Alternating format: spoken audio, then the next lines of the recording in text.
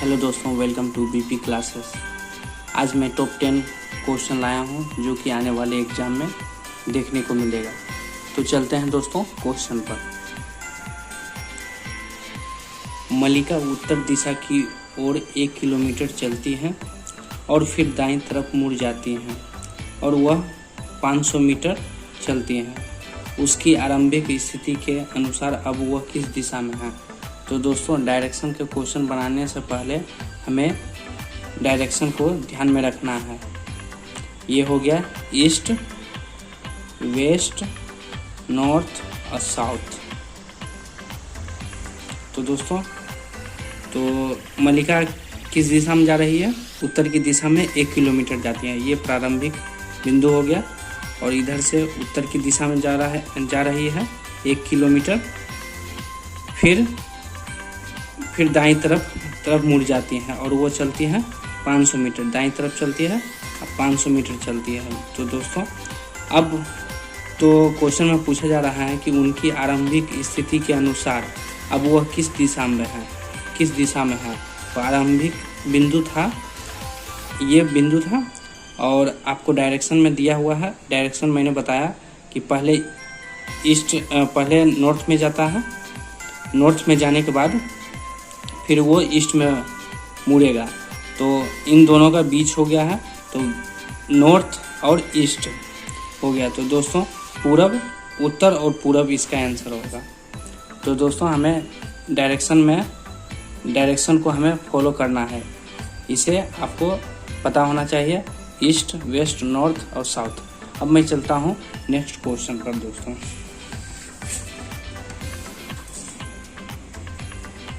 ये रहा मेरा नेक्स्ट क्वेश्चन। 4 संख्याएं A, B, C और D ऐसे हैं कि उनका समग्र औसत 23 है। A और B का औसत 19.5 है। तो C और D का औसत क्या होगा? तो आप हम A, B, C और D का औसत कितना है दोस्तों? 23 है।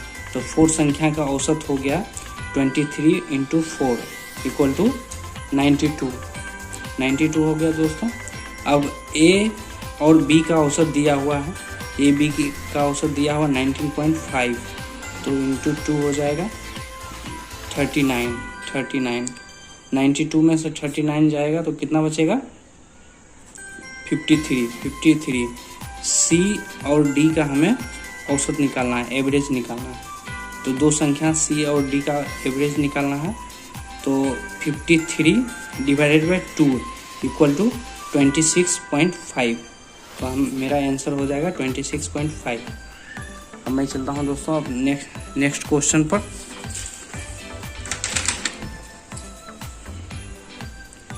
तो दोस्तों, ये रहा मेरा नेक्स्ट क्वेश्चन। एक थैली में नीली और लाल गेंद एक नियत अनुपात है, जिसमें 84 लाल गेंद थी। नीली गेंद की संख्या 36 थी। यदि नीली गेंद की संख्या 54 है तो थैले में कितने लाल गेंदों की संख्या होगा? तो लाल और नीली हमें देखना है दोस्तों। लाल पहले कितना है? 84 था और सेकंड में नीली गेंदें कितनी है? 36 है। और उसके बाद यदि नीली गेंदों की संख्या 54 है, 54 है, तो लाल गेंदों की संख्या क्या होगी? हमें x निकालना है। तो क्या होगा दोस्तों? 84/36 = x/54। तो हमें कैलकुलेट करना है। ये हो जाएगा 6 से 6 × 24 × 36 और 7/3, तो 7/3 = x/54। तो हमें करना है, तो इधर से मल्टीप्लाई 3 × 54/7 = कितना आ जाएगा दोस्तों? 126 आएगा। ये रहा मेरा D आंसर होगा दोस्तों, ऑब्जेक्टिव। अब मैं चलता हूँ नेक्स्ट क्वेश्चन पर।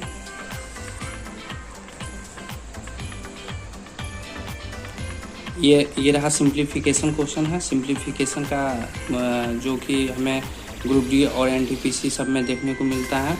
और इधर SSC MTS में भी इस तरह के क्वेश्चन को देखने को मिलेगा। तो पहले मैंने पिछले वीडियो में बताया था कि कौन सा सिंबल का पहले कैलकुलेट करना है, उसके बाद फिर क्या होगा। तो हमें बार का पहले कैलकुलेट करना है, तो इसका आ जाएगा 1 × 2 = 2 और 5/2 है, 5/2 है -20 है, तो 2 कट जाएगा, 15 हो जाएगा दोस्तों। 15 - 15 तो 225 हो जाएगा। 225 में से 26 घटा देना है तो 199 हो जाएगा। 199 - 199 होगा और फिर -199 और इधर 10 है प्लस में है तो हमें 10 तो माइनस हो जाएगा 10 यानी -189 हो जाएगा। तो मेरा आंसर हो जाएगा ए, ऑप्शन ए। तो दोस्तों अब मैं चलता हूँ, 5th क्वेश्चन है, ये जीके का क्वेश्चन है। जीएस हो गया, जनरल साइंस हो गया। ये यूनिट पूछा जा रहा है, खाली स्थान किस एसआई इकाई यूनिट क्या है। तो एसआई यूनिट क्या है, बल और वजन और बल, वजन और त्वरण, वजन और संवेग, वजन और द्रव्यमान।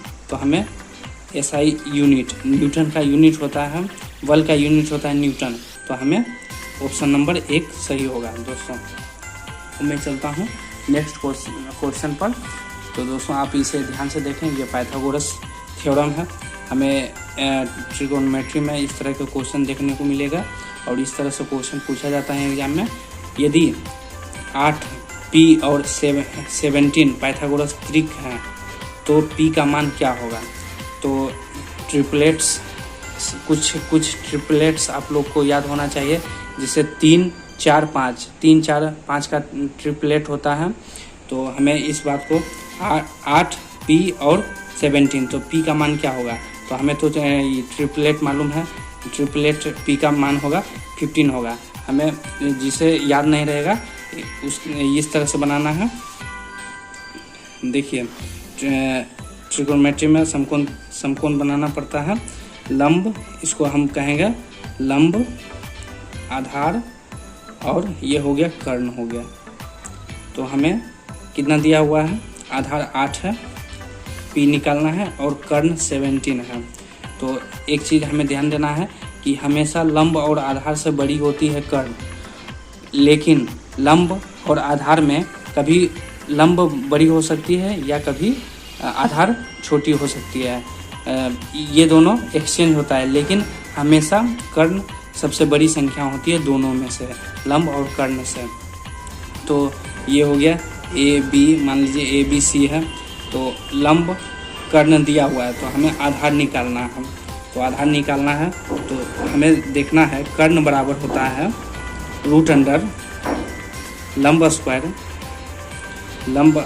प्लस आधार स्क्वायर। तो लंब कितना हुआ है दोस्तों, 8 है, 8 स्क्वायर प्लस P स्क्वायर, जो कि ये हमें P निकालना है और कर्ण दिया हुआ कर्ण है 17 है। तो इधर आएगा तो ये हो जाएगा 17 का स्क्वायर हो जाएगा 289 हो जाएगा, 8 64, तो 5 2 2, तो 15 का स्क्वायर, हमें तो 15 का स्क्वायर हो गया। तो दोस्तों इस तरह से क्वेश्चन को मैंने सोल्व किया। कर्ण मैंने आधार निकाला, P स्क्वायर बराबर हो जाएगा, इतना हो जाएगा इक्वल टू P बराबर 15। ओके दोस्तों, अब मैं चलता हूँ नेक्स्ट क्वेश्चन पर।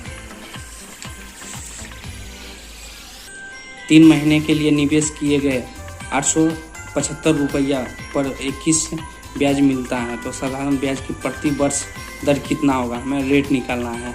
SI बराबर होता है PRT बटे 100 होता है। तो हमें P दिया हुआ है और SI कितना है, 21 रुपया है, और P हो गया आपका 875। हमें रेट निकालना है, R इंटू टाइम दिया हुआ है 3 महीना। 3 महीने को हमें इधर ये सिंपल क्वेश्चन है, लेकिन हमें बात को, पॉइंट को पकड़ना है। 3 महीना है, ये 1 साल नहीं है। 1 साल अगर जो 5 साल रहता तो हमें 5 सिंपली लिख सकते हैं, लेकिन ये 3 महीना महीने में दिया हुआ, महीने को साल में बदलने के लिए 3/12 भी लिख सकते हैं, बटे 100। हमें क्या निकालना है? आर निकालना है। हमें निकालना है आर निकालना है, रेट निकालना है। तो 21 इंटू 100 875 इंटू 3 इधर हो जाएगा 12, ऊपर में चला जाएगा 4 तिया 12 हो गया, 25 का 100 हो गया, इधर हो गया 25 तिया 75 और इधर हो गया 35। हाँ ठीक है, 7 तिया का 7 5 35, तो 4 चक 16 48 बटे 5 इक्वल टू 9.6। हमें रेट कितना हो गया? 9.6% हो गया। दोस्तों वीडियो अच्छा लगे तो लाइक करें, सब्सक्राइब करें और दोस्तों के साथ में शेयर करें। दोस्तों अब मैं चलता हूँ नेक्स्ट क्वेश्चन पर। इस तरह का क्वेश्चन हमें एग्जाम में देखने को मिलेगा। दोस्तों अब मैं चल रहा हूँ क्वेश्चन पर। एक वस्तु 4 सेंटीमीटर के एक समान वेग के साथ आगे बढ़ रही है, जिसकी गतिशील ऊर्जा 120 जूल है। उसमें वस्तु का द्रव्यमान क्या है? तो मैंने पिछले भी वीडियो में काइनेटिक एनर्जी के बारे में मैंने बताया।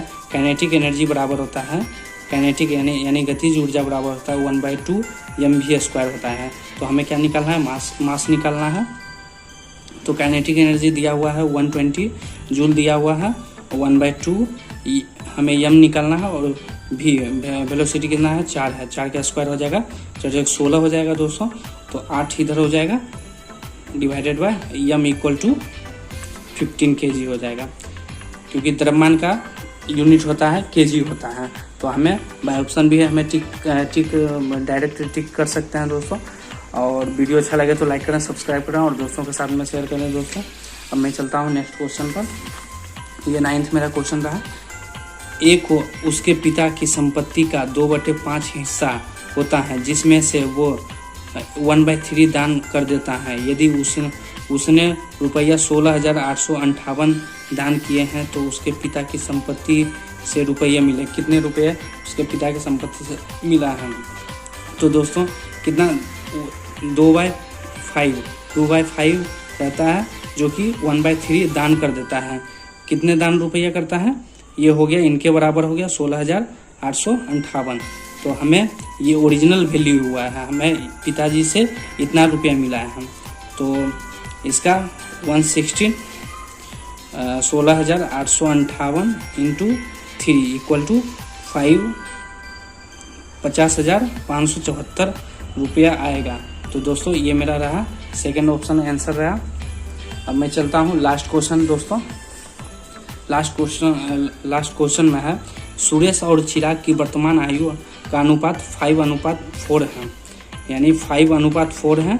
अब से 3 साल बाद उसकी आयु का अनुपात 11:9 हो जाएगा। तो चिराग की वर्तमान आयु क्या होगा? तो इस तरह के क्वेश्चन हमें एज से रिलेटेड देखने को मिलेगा।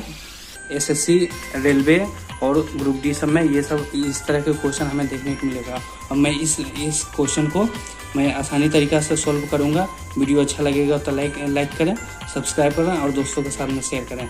दोस्तों अब मैं इसे सॉल्व करता हूँ 3 वर्ष बाद। तो 5x + 3 4x + 3 इक्वल टू 3 साल के बाद कितना रेशियो हो जाता है? 11/9 हो जाता है। तो हमें कैलकुलेट कर देना है, क्रॉस मल्टीप्लाई करना है। 9 × 5 = 45, 45x + 9 × 27 इक्वल टू 44x + 33। तो x इक्वल टू 6।